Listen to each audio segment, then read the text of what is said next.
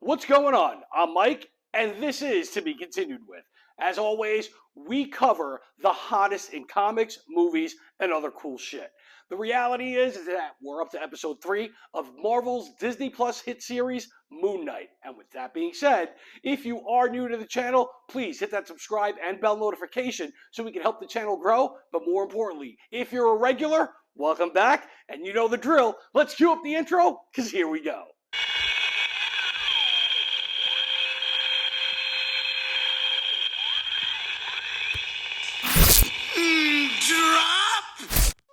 We are at the halfway point for Moon Knight, and this episode does not disappoint. Episode 3 starts off with Layla getting a fake passport just so she can catch up to Mark, who is currently in Egypt. We also find out that Arthur Harrow, along with his followers, are in Egypt as well. And they're following the scarab, which is leading them to the exact spot of where Amet's tomb is, only for us to now catch up with Mark, who's confronting 3 guys on a rooftop, and as the fight between them intensifies, Mark ends up blacking out, only to find himself in a cab making its way to the airport. He then sees the same guys that he was fighting with running in the streets. He chases them, and when he catches one of them, he ends up getting hit from behind by one of the other attackers, and ends up blacking out again, to only snap out of it and find himself actually stabbing one of those attackers. Now, the interesting thing about this is that both Mark and Steven have no idea about what just happened. Basically, they're implying that there could be a third personality in the mix. Now, with Mark now in control, Khonshu sends a message to the other Egyptian gods by creating an eclipse just so he and Mark can have an audience with them. Mark ends up making his way to the Great Pyramid of Giza via a magic tunnel created by Khonshu. And it's here that we see Mark standing before the avatars of the Aeonid. That's right, the pantheon of Egyptian gods that were mentioned in episode 1 are using avatars. Now, just like Mark is an avatar for Khonshu, these gods need these avatars to communicate and interact with the real world as well. We then find out that Khonshu was actually banished for nearly exposing these gods and is threatened by them again. During this scene though, Khonshu is speaking through Mark and is asking for Arthur Harrow to be stopped, since he's looking to unleash Amet upon the world.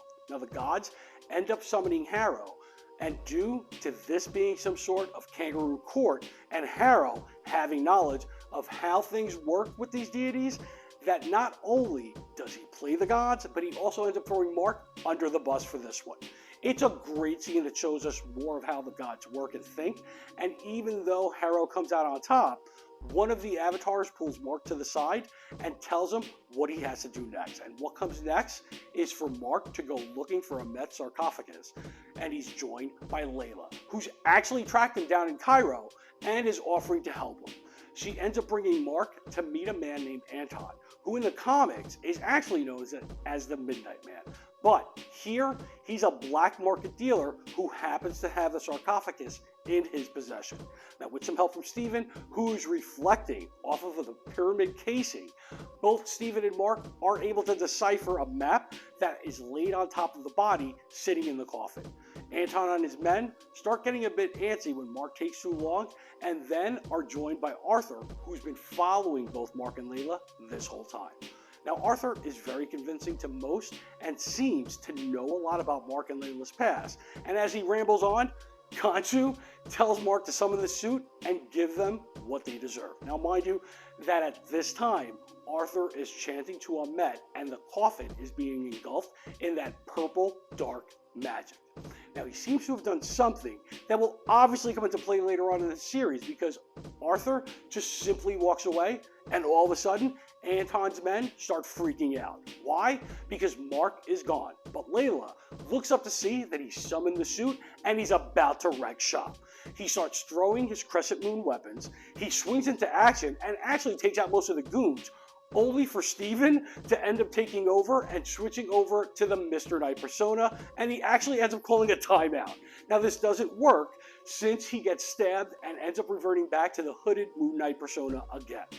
Layla ends up grabbing what was in the coffin, while Moon Knight goes all out on the remaining goons and then ends up saving her from Anton, who's about to kill her.